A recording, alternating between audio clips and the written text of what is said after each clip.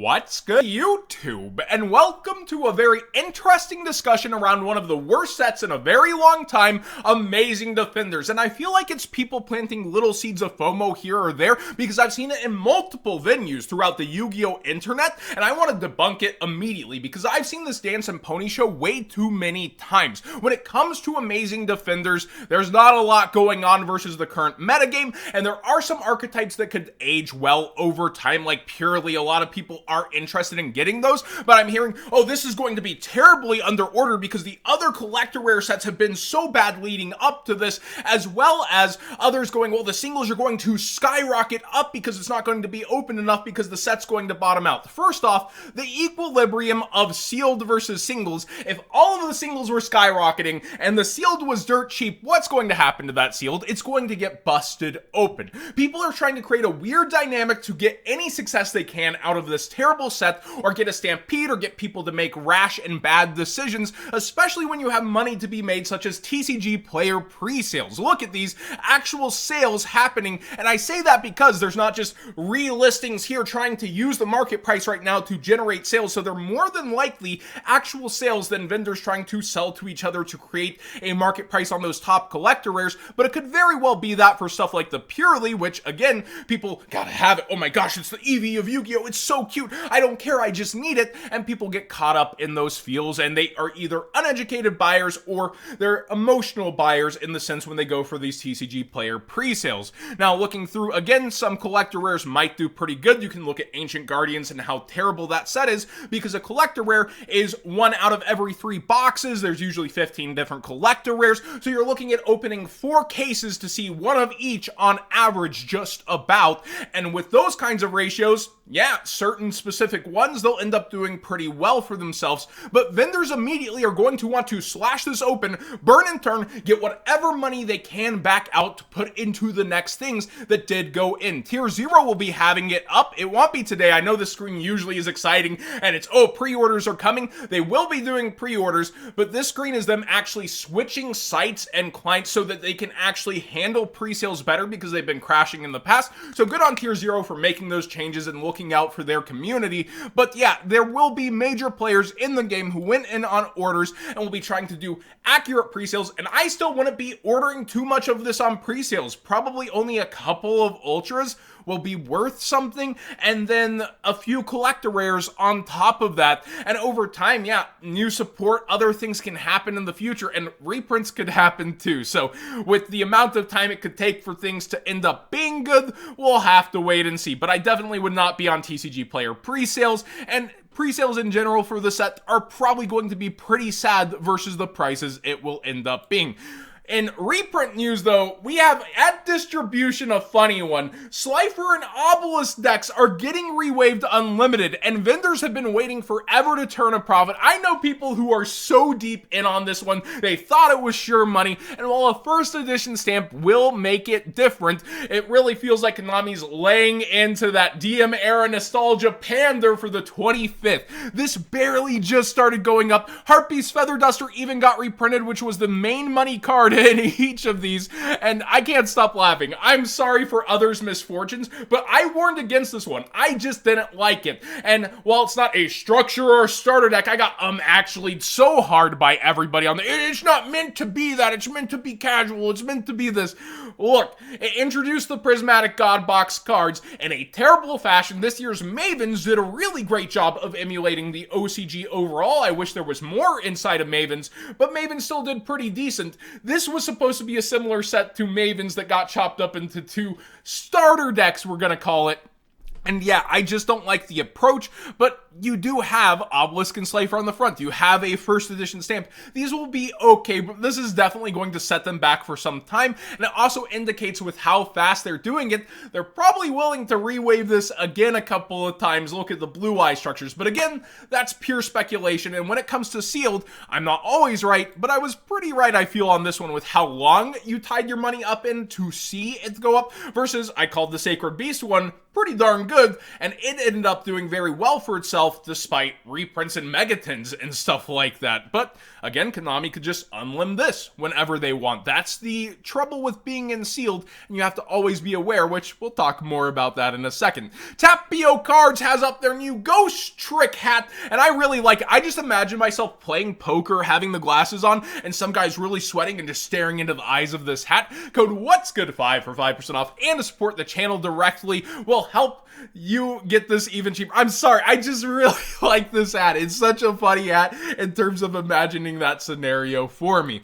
Underworld Goddess is up in price for its 10 promo. This is a penny stonk that I did call a bit ago, and it just fits in with Masquerena. You know, Sprite ends up making that. It ends up fitting in pretty well, and you see here that it's towards one of its higher prices at $4.50, quickly going up towards $5. So be aware this is up. Now, speaking of Mavens, the new iteration of that in the OCG has this as one of its themed cards. I don't know how Konami is going to switch it up or how true they'll stay to it. With Mavens, they stayed pretty true and added the Ashizu stuff. They still had the Striker, the Mayakashi, you know, the themes that were actually from the OCG along with Witchcrafter. So here, this is one of the themes, and the next iteration of that product that would transfer over to us, they have sleeves for her, but they also have it for monsters I don't think will work as well for the TCG for the 25th. We'll have to wait and see. So that would be all speculation, but this is a promo. Those are actually returning with those 25th anniversary ones. Good job, Konami,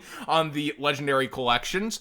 But with Underworld Goddess, she is a promo over in that product, one of those long forgotten words, it seems, and we'll have to see if that ends up in our winter set, if they want it to continue rising, and a year's a long time to wait. I wouldn't wait like a whole year on a $4 card, right? Like, time versus money is something we don't talk enough about on the channel. Getting in at a card under $5 and getting to use it through an entire WCQ season, you shouldn't wait on the possibility of a reprint over in the winter sets versus, you know, $4 for your WCQs or regionals. But if you like don't have competitive aspirations or even local aspirations, you're like, I just want that card at some point, then it might be worth waiting, but Prismatic Secret Rare is also a really great look for the card.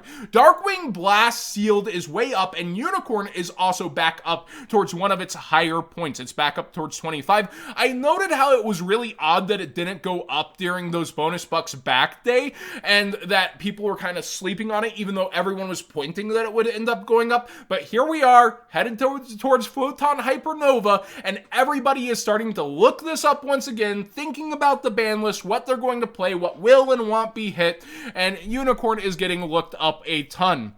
Darkwing Blast itself is also up just a lot for the sealed. I think it's its record at this point. Yeah, for sure it is. And you're seeing it sell for like $87, $88, and it's quickly up towards the 90s. This reminds me of Eternity Code a bit, where Eternity Code did have the EU release and then the USO, a different situation. But in terms of just having so many good cards, both in the metagame and for Rogue, and then going up over time, it is really doing it. And again, Konami could unlimited print that when they feel like it, like they did with Power of the Elements.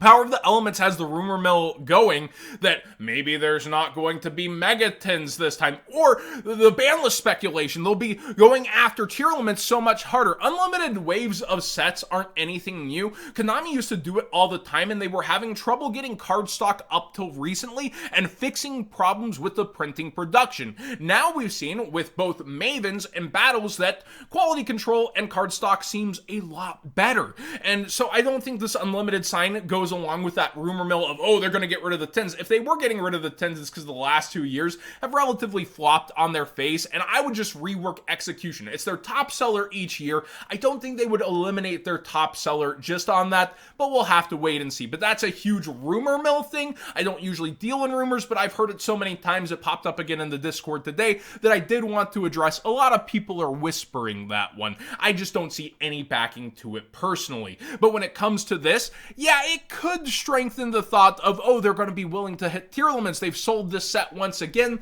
I don't think so. I think they would be thinking all these cards are higher priced than what's in Dimension Force right now, and we can resell a lot of them. But tier limits could see direct hits, and Sprite could be the selling points of the 10s. We've seen them chop up things for different reprint sets like that before.